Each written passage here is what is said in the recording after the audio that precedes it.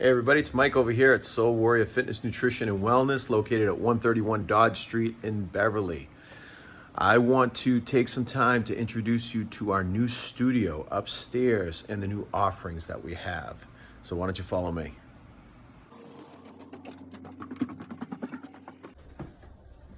All right, now we love keeping this room nice and quiet and quaint. And as you see, we got a stretch session going on. Eric, our personal trainer, is actually conducting a stretch session on Jillian.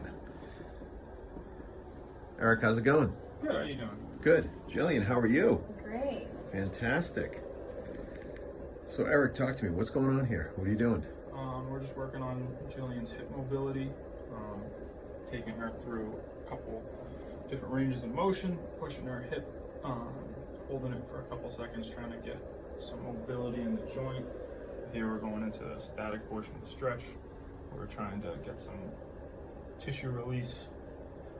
Typically it takes anywhere between 20 and 30 seconds of a hold into a stretch to start to release the muscle and get some more mobility in it. I like to do more of a dynamic warm up in the beginning to get the muscle and joint, get some blood flow to it, so when you do go into that static stretch, the muscle isn't cold and it's able to kind of go through its full range without any extra damage or like any resistance. And then I like to take it through this nice full range of the hip socket here.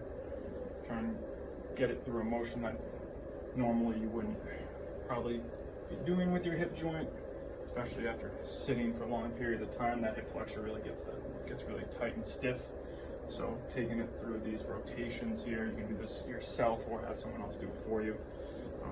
Loosens them up, makes it feel real good, so when you stand up you don't feel stiff anymore. So what are some of the reasons why somebody would want to do this? Like, what ends up happening that a client should end up coming in for a service like this?